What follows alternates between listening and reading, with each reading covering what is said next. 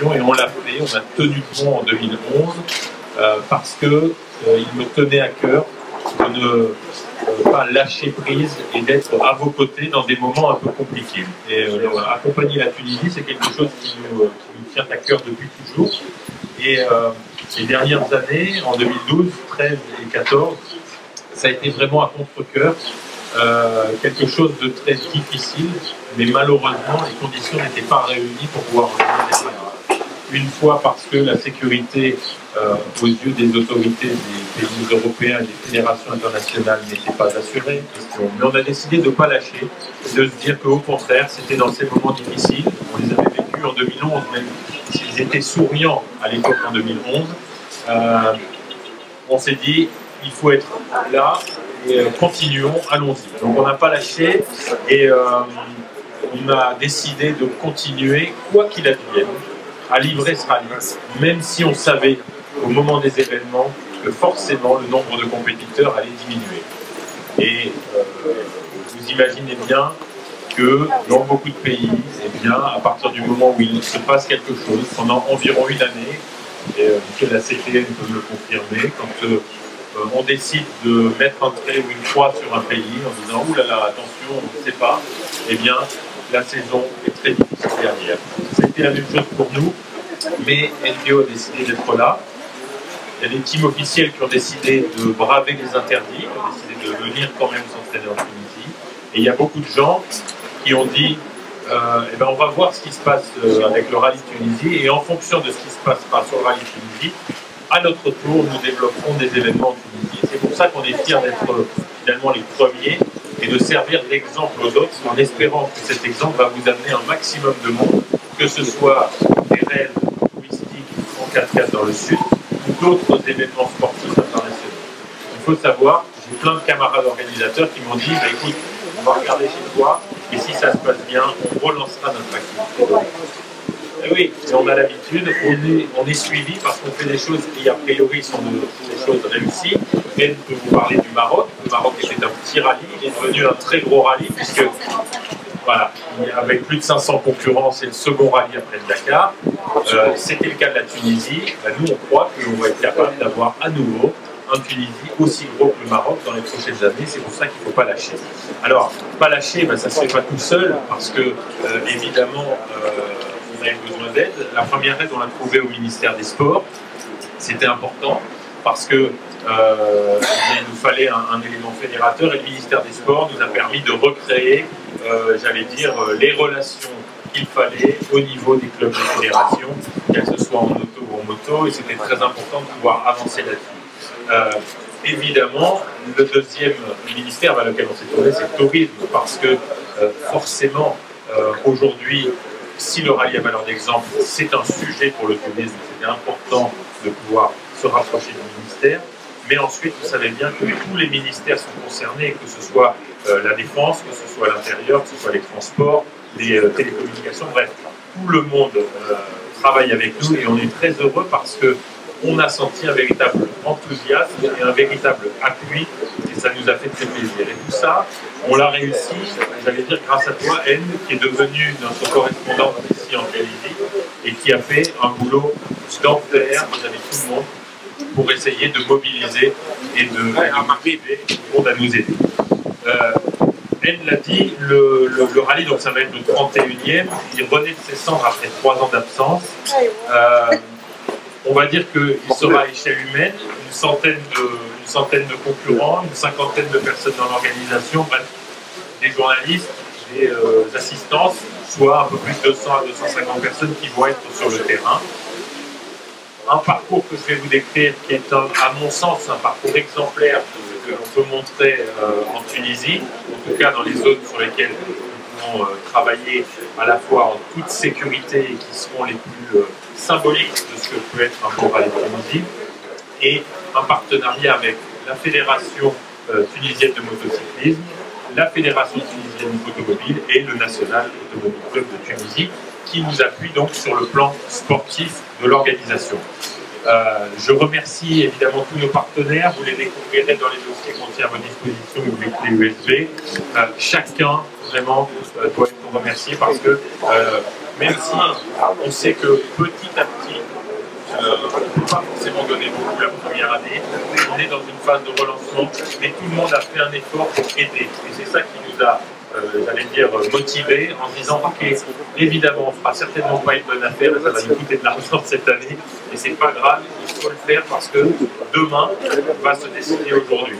C'est-à-dire que ce qu'on va vivre la semaine prochaine en Tunisie, c'est ce qui va donner, ça va donner le là à tous les événements, les nôtres j'espère, et tous les autres que vous pouvez accueillir prochainement en Tunisie. Donc le programme du 21 et 23 mai, c'est la CTN qui achemine nos participants. Il y a des bateaux qui partent aujourd'hui, on a chargé les camions hier en France. Le 24 mai, la compagnie Tunisair nous aide et achemine les participants par avion. Le 25 mai, on sera à l'hôtel El Mouradi à 12 pour les vérifications administratives. Du 25 au 30 mai, on a le rallye avec 5 journées de course et 6 spéciales. Et le 30 mai, c'est l'hôtel El Mouradi à Tozeur qui nous accueillera pour l'arrivée. Sachant que l'ONTT nous fera le plaisir d'animer et d'organiser la remise des prix officiels du rallye au Château Axe et de nous offrir cette remise des prix qui est toujours un moment particulier sur le rallye.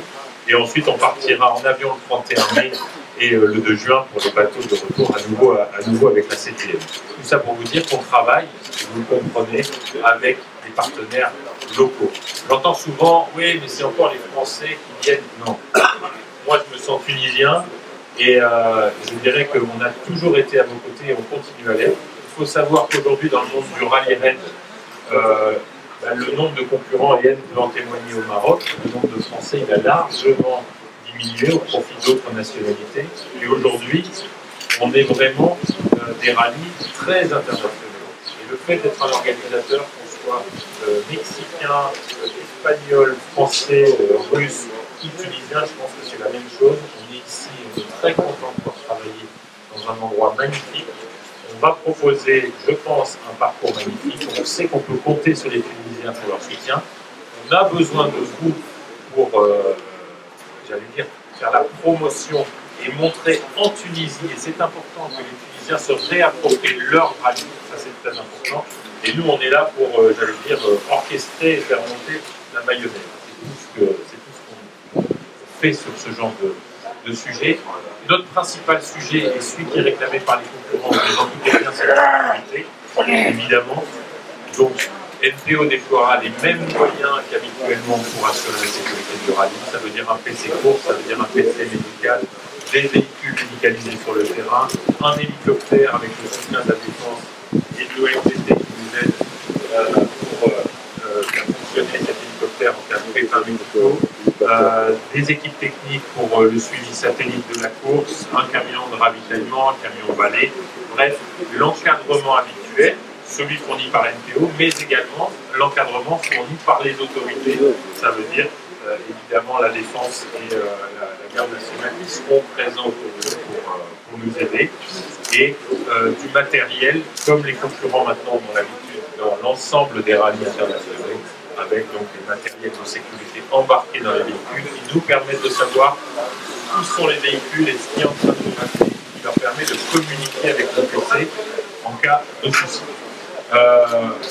Vous parlez des nationalités, alors oui, le rallye sera plus petit, on va être 200-250 personnes. En revanche, on a déjà 10 nationalités représentées parmi les concurrents. Et ça veut dire que ça redémarre et c'est ce qui nous donne beaucoup d'espoir pour la suite.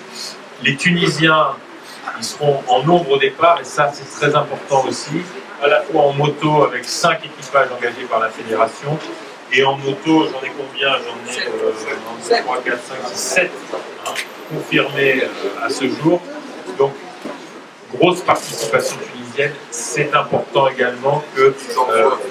voilà, je crois qu'ils ont soif de désert, ils ont envie de retrouver les pistes du rallye, et je pense qu'on va leur...